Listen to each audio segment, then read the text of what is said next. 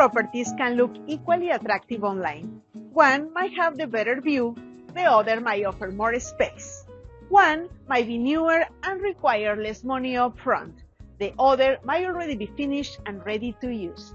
So how do I decide which property I would actually recommend to a buyer? I do not start by asking which property looks more impressive. I start by asking a more important question. Which property creates the best combination of value, certainty, usability, and risk for this particular buyer? Because the best property on Instagram is not necessarily the best property to own. And the property with the lowest price is not always the least expensive decision. In this episode, I will show you the framework I use to compare two properties before I recommend one, and why my recommendation might be different for two buyers looking at exactly the same options. Today is a rainy day, but I am here for you guys. I am Nancy Valiente. I am a Puerto Vallarta real estate advisor and attorney and the founder of Beach Properties by Nancy Valiente. This is the episode 8 of the Foreign Buyer's Guide to Mexico, a step-by-step series for Americans and Canadians who want to understand how buying property in Mexico really works.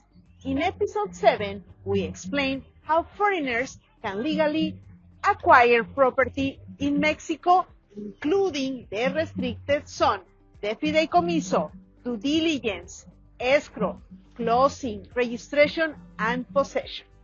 If you have not watched the previous episodes, you can start from episode 1 using the playlist below. So today we are moving from understanding the buying process to making an actual property decision. I am going to compare two hypothetical properties. They are not connected to any client or a specific development, but they represent the kinds of decisions buyers make every week in Puerto Vallarta and Bahía de Banderas. Let's imagine that a buyer has narrowed the search to two options. A property A is a new one-bedroom condominium in a central and walkable neighborhood. The asking price is $285,000 US. It is current construction and is scheduled for delivery in approximately 18 months. It has attractive amenities, a modern design, and a payment plan that allows the buyer to spread payments throughout the construction.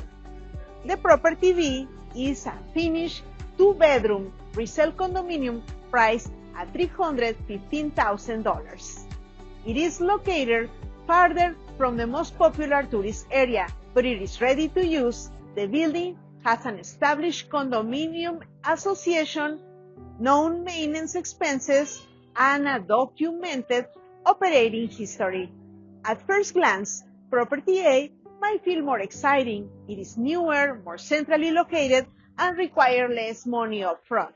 Property B costs more and may not photograph as well, but it offers another bedroom, immediate possession, and more certainty. Which one should the buyer choose? The answer cannot come from the listing alone. I start with the buyer's real objective. Before comparing the properties, I compare them with the buyer's objective.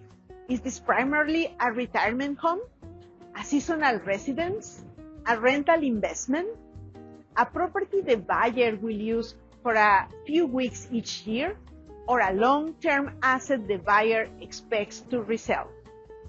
Suppose this buyer wants to retire in 5 years but also rent the property until then. A property A's central location might help attract vacation renters, but a one-bedroom layout might not serve the buyer's future lifestyle. Property B offers more space for guests, longer stays, or a home office, but the location might produce a different rental profile. If the buyer's priority is short-term rental demand and walkability, property A might have an advantage. If the priority is future full-time living and immediate use, property B might be stronger. This is why I never begin with which property do you like? I begin with what must this property do for you?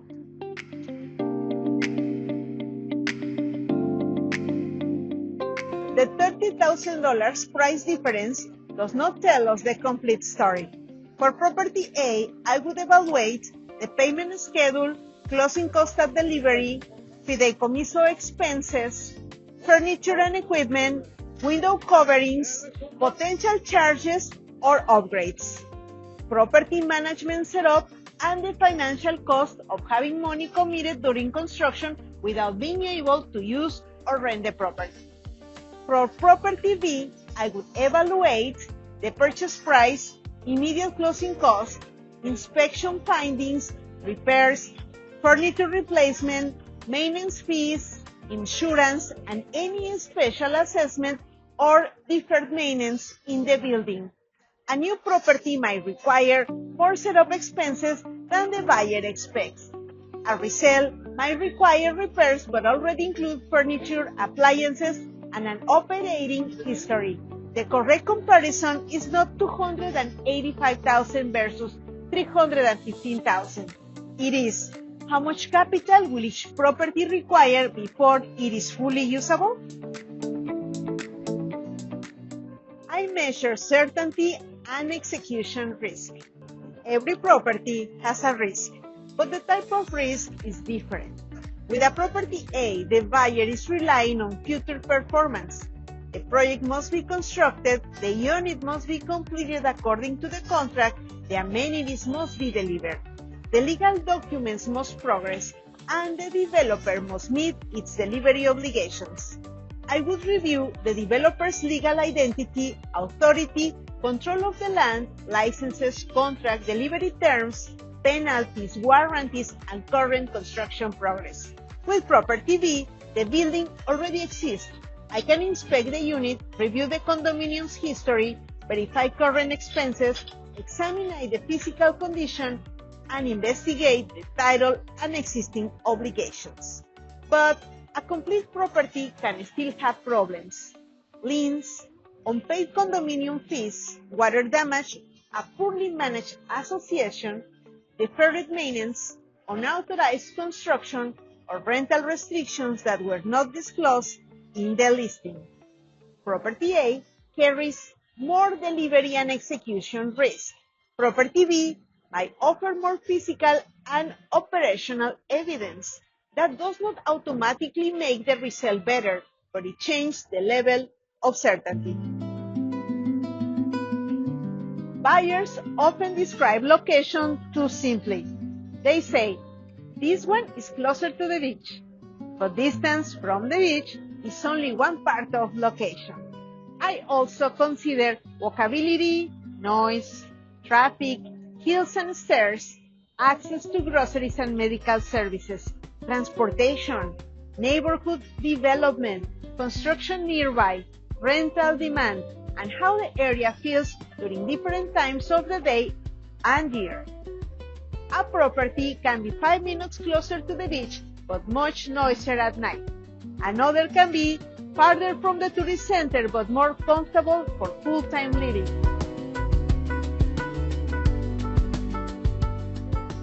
For a buyer approaching retirement, stairs, steep streets, transportation, and access to services might eventually matter more than being 2 blocks closer to a restaurant district. Location must be evaluated according to the life the buyer plans to live, not only according to the map. If you are comparing properties in Puerto Vallarta or Bahía de Banderas and you want help evaluating the financial, legal, and practical differences before making an offer, my contact information is in the description. And if this framework is helping you, subscribe to the channel. The purpose of this series is not to simply show you listings or properties. It is to help you make smarter decisions. Property A might advertise an ocean view from the future unit, but that is a view shown in a contractual attachment, an architectural study, or only a rendering. Are the measurements clear? Are the finishes specifically described? Can the developer modify the plans or amenities? Property B can be inspected today. The buyer can stand inside the unit, measure the rooms, hear the noise, test the water pressure, inspect the view, and identify repairs. However, the buyer must still verify that the physical property matches the legal documents. I distinguish between three types of information: what the buyer has seen, what someone has promised, and what the documents actually guarantee. Those categories are not always the same. If rental income is part of the decision, I do not compare properties using only the highest nightly rate someone believes they can charge. I review realistic occupancy, seasonal demand, management fees, platform fees, utilities, cleaning, maintenance, insurance, taxes, condominium fees, furniture replacement, and periods when the owner uses the property personally. A one-bedroom in a central area might attract more couples and shorter stays. A two-bedroom might command a higher rate and appeal to families or longer-term renters, but it also costs more to furnish, maintain, and operate. I also verify whether the condominium rules and local requirements permit the intended rental activity. Projected income is not the same as net income, and neither one is guaranteed. I evaluate the exit strategy. Before recommending a property, I ask, who is likely to buy this property from my client in the future? A centrally located one-bedroom might appeal to investors, couples, and buyers with a lower budget. A two-bedroom might attract a broader group, including retirees, families, and buyers who need guest space. But price, maintenance cost, building condition, location, inventory, and market conditions will affect future resale. I do not promise appreciation. Instead, I look for features that might support future marketability: a functional layout, a defensible price, a desirable or practical location, reasonable ownership cost, clear legal documents, good building management, and features that are difficult to replace. The buyer should not purchase only for the future sale, but the exit strategy should never be ignored. I create a decision matrix. After completing the analysis, I organize the findings into a decision matrix. The categories might include buyer objective, total cost, legal certainty, physical condition, location, layout, rental potential, operating expenses, timeline, risk, and future marketability. But I do not give every category the same way. If the buyer wants immediate use, delivery certainty receives more weight. If the buyer does not need the property for 2 years and wants a payment plan, timing might be less important. If the buyer plans to retire there, layout, accessibility, and everyday comfort receive more weight than projected nightly rent. The matrix does not make the decision for the buyer. It prevents one emotional feature, such as a view, a discount, or a beautiful lobby, from controlling the entire decision. So, which properties would I recommend? For a buyer who prioritizes walkability, a lower initial price, and a payment plan, a potential vacation rental demand, and who can tolerate construction and delivery risk, I might recommend Property A. For a buyer who wants immediate possession, more space, greater certainty, and a property that could eventually become a full-time home, I might recommend Property B. The important word is might. before making the final recommendation. I would still need to complete the legal, financial, physical, and condominium review. A recommendation should be the conclusion of the analysis, not the beginning, and sometimes the analysis reveals that neither property is the right choice. When comparing two properties, do not ask only which one is prettier, which one is cheaper, which one has the better view. Ask which one fits my actual objective. What is the total capital required? Which facts have been verified? What risk am I accepting? What could prevent me from using the property as planned? And which property would I still want if the rental projection or appreciation did not happen? A good decision is not the property with the longest list of advantages. It is the property whose advantages matter most to you and whose risk you understand and can accept. Two buyers can compare the same properties and make different decisions. Both decisions might be reasonable because the buyers have different objectives, timelines, budgets, and risk tolerance. That is why responsible representation is not about pushing the property with the highest commission, the newest amenities, or the most impressive view. It is about understanding the buyer and testing every property against that buyer's real plan. If you are comparing properties in Puerto Vallarta or Bahía de Banderas and want strategic guidance before making an offer, you can contact me using the information below. In episode 9, I am going to explain why I sometimes tell clients not to buy, even when they are ready, qualified, and excited about a property. Watch the next episode in the series or start from the episode 1 using the playlist below. I am Nancy Valiente. Thank you for watching, and I will see you in the next episode.